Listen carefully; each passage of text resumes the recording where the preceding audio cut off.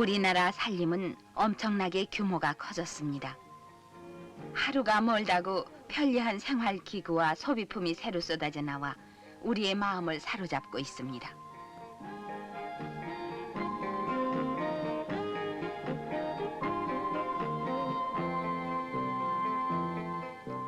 하지만 소비가 미덕이라는 시대는 아닙니다.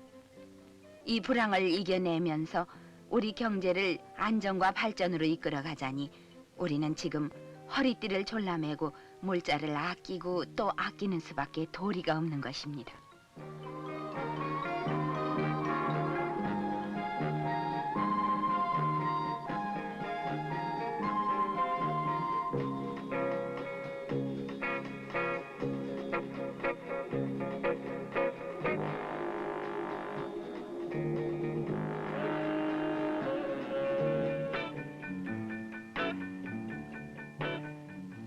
생활에 여유가 있건 없건 물자 절약은 우선 가정에서부터 해야 되겠습니다.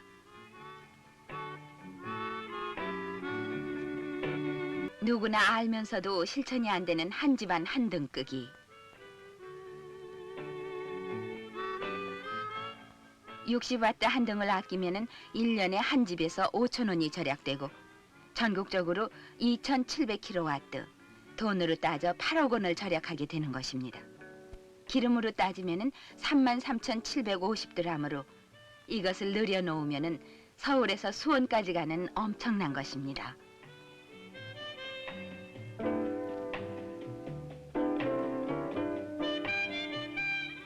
하루 종일 덮어놓고 텔레비전을 켜놓는 것보다는 유익한 프로그램을 선택해서 보고, 특히 어린이들에게는 이것을 철저히 지도해야 되겠죠.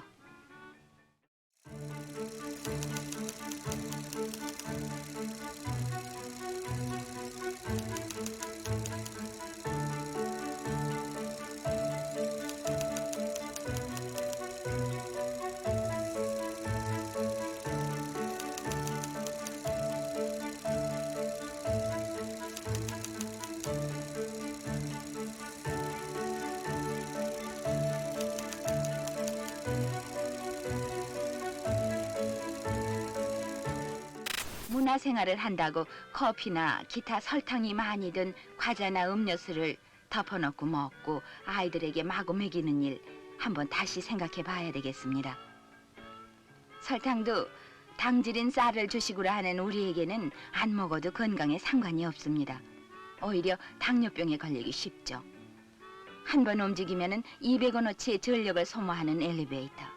도시인들에게는 계단을 오르내리는 운동을 권하고 싶습니다. 잠깐 거리에 나서면은 눈살을 찌푸리게 하는 낭비가 많습니다. 대낮에 쇼윈도마다 휘황하게 켜놓은 조명 등. 허영은 낭비를 불러일으킵니다. 말하자면은 한두 개면은 되는 여자들의 핸드백이 옷 구색을 맞춘다고 분에 넘치게 수십 개를 가져야만 직성이 풀리는 여자들. 이건 여자만이 있는 허영은 결코 아니죠. 남자들도 넥타이만 해도 그래요. 세계적으로 유명한 제품을 즐비하게 갖춰놓고 자랑으로 아는 신사들이 없지 않습니다. 좀 산다 하는 집에는 을에 양주병을 골고루 갖춰놔야 체면이 서는 걸로 아는 사람도 적지 않죠. 옷도 그래요. 새 옷만 사 입히는 것보다 큰아이 것을 물려주거나 헌 옷을 줄여 입히는 등 금약한 가풍을 일으켜야 되겠습니다.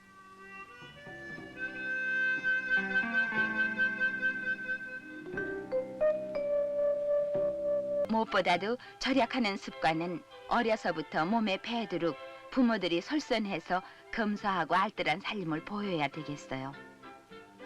장꾸러기 어린이 가정에는 반드시 늦잠 자는 어른이 있듯이 부모님이 아낄 줄 모르는 가정의 자녀들 역시 낭비가 심하다는 것입니다.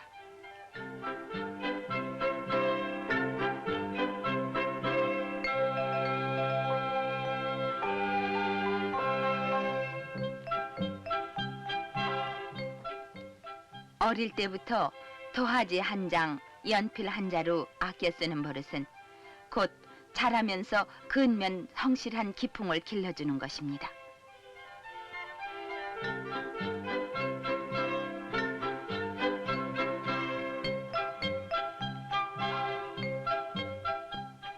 무조건 귀엽다고 필요 없는 욕심, 곧 낭비벽을 길러준다는 것이 얼마나 위험한가를 부모님들은 아셔야 되겠어요.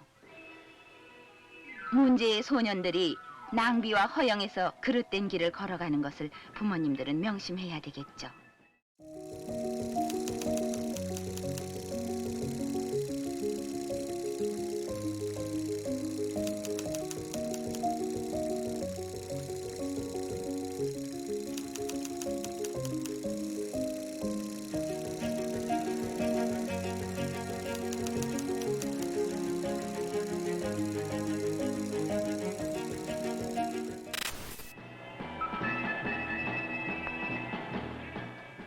우리의 일반 사회에서도 아직도 낭비가 많습니다.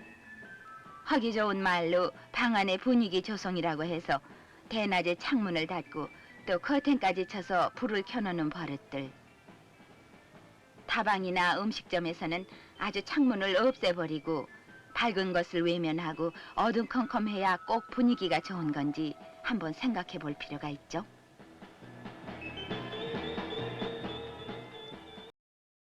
직장에서도 문제는 있습니다. 사무실 창문을 가리고 대낮에 전기를 켠 채로 모두 이렇게 무관심할 수가 있겠어요?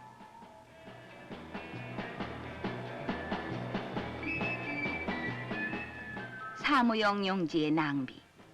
뒷면을 얼마든지 쓸 수 있는 종이가 인쇄가 잘못됐다고 마구 버려서야 되겠어요? 수돗물을 시냇물처럼 쏟아지게 해놓고 쓰는 버릇. 지금 거리의 가로등도 두 등 끄고 한 등 켜는 운동이 지켜져 가고 있습니다. 그러니 백화점이나 상가에 전구를 켜 장식하는 일 등은 삼가야 되겠죠.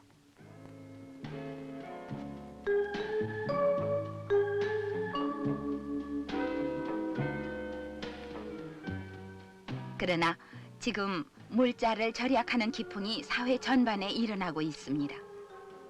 이제까지 야근자 한두 사람을 위해 넓은 사무실이 밤늦게까지 난방과 전등을 켜놓았는데 이제 야근자들은 한 방에 모여 일하고 있는 사무실이 많아졌습니다. 이 얼마나 슬기로운 일이에요? 이렇게 우리 한 사람 한 사람이 구두쇠가 됩시다. 앞뒤가 꽉 막힌 노랭이가 아니라 필요할 때는 쓸 줄도 아는 구두쇠 말이에요.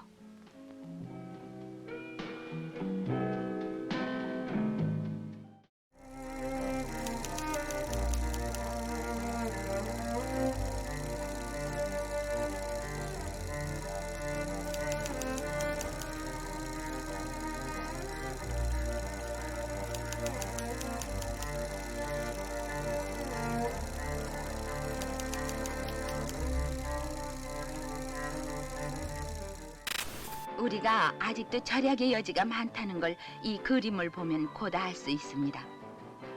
에너지를 우리는 가정용으로 절반이나 되는 46%나 쓰는데 일본만 해도 가정에서는 7.1%밖에 쓰질 않고 나머지를 산업에 돌리고 있다는 것입니다.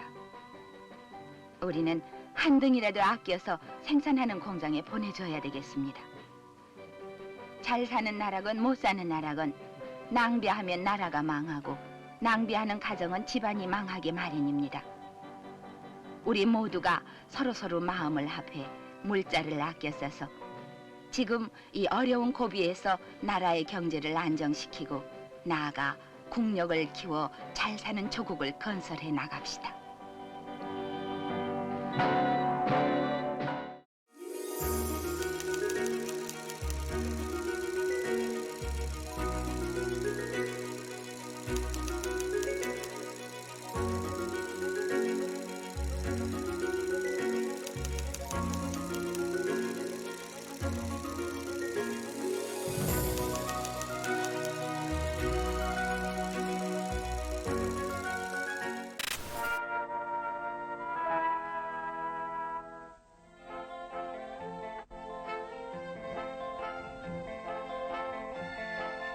물가가 많이 올랐습니다. 그래서 우리들 가정의 살림살이는 여유를 찾기가 힘들어졌습니다. 새해에 들어서만 하더라도 중동의 어느 산유국이 원유값을 올리는 바람에 그 그 영향이 우리들 안방에까지 미치고 있습니다.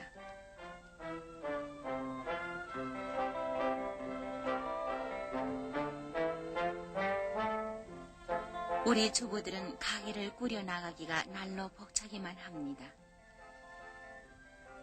오르기만 하는 물가, 지출을 줄이고 또 줄여봅니다만 별로 뾰족한 수가 나지를 않습니다.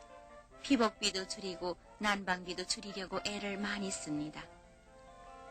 날씨는 영하 10도를 밑도는데 연료비는 치솟기만 합니다. 절약에 절약, 그런데도 적자를 메울 길이 없습니다. 주부들은 한 사람이 걱정하는 것보다는 여러 사람이 지혜를 모으는 것이 좋겠다 싶어서 반상회 등을 통해 물가고를 이기는 방안을 연구해 나가고 있습니다.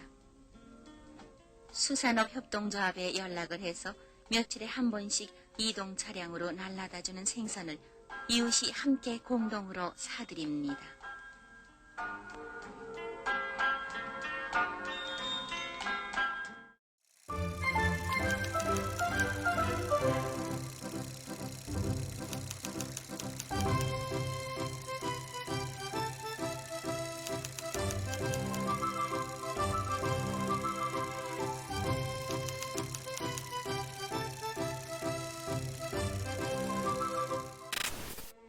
몇 단계의 유통 과정을 줄이게 됨으로써 중간 상인들이 이윤으로 남기는 것만큼 우리 소비자들이 싸게 살 수가 있습니다.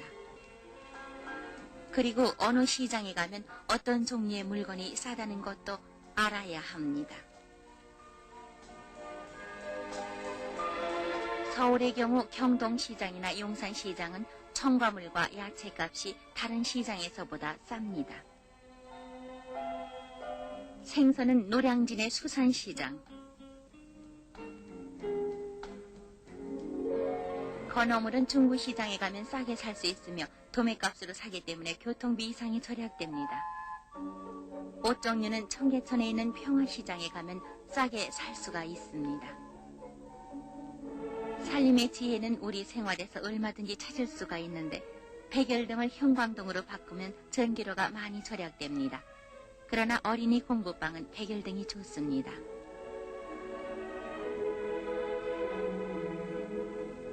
전기 다림질을 할 때도 먼저 두꺼운 옷가지부터 다린 다음에 전원을 뽑고 나서 남은 열로 얇은 옷을 다림질하면 전력이 절약됩니다.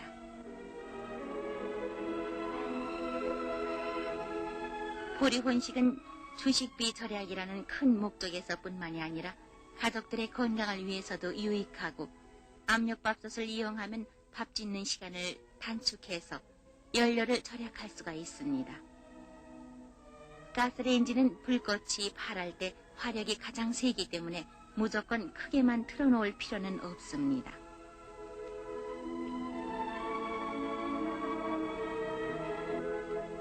빨래는 저울에 달아서 그 무게에 따라 세제의 양을 정해서 쓰는 것이 경제적입니다.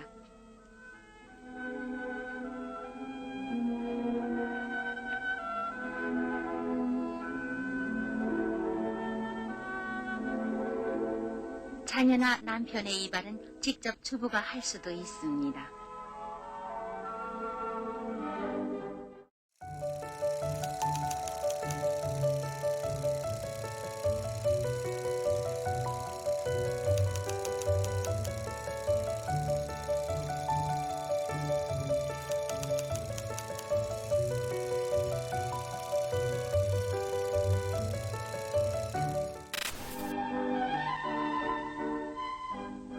매듭이나 뜨개질을 익혀두면 취미 생활은 물론 살림의 보탬이 되기도 합니다.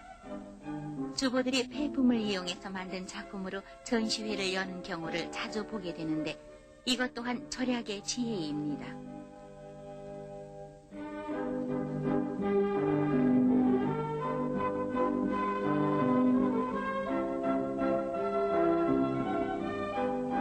폐품을 이용해서 방석을 만든다든지 응접 의자 시우개 같은 것도 주부가 직접 만들어 볼 만한 일입니다.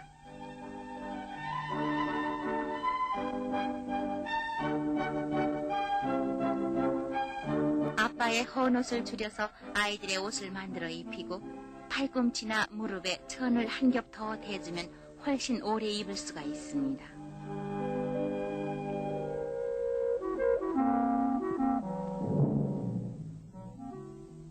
우리나라 전체 가구의 85% 이상이 떼고 있는 연탄.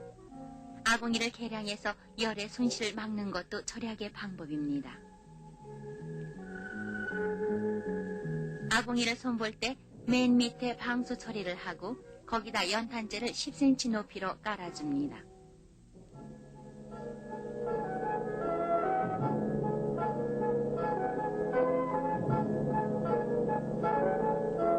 바닥에 깐 연탄재 위에 화덕을 넣고 그 주변 공간에는 연탄재로 메워줍니다.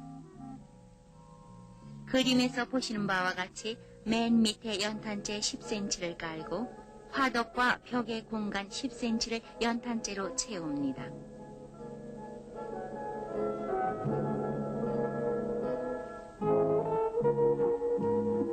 덮개는 불에 강한 것으로 꼭 덮어주면 열 관리를 효율적으로 할 수 있습니다. 우리 국민이 가정과 직장에서 아끼는 전력을 생산 현장으로 보낸다면 공장은 더 잘 돌아갈 것이고 값비싼 외화를 들여서 사오는 기름을 덜 소비해도 될 것입니다.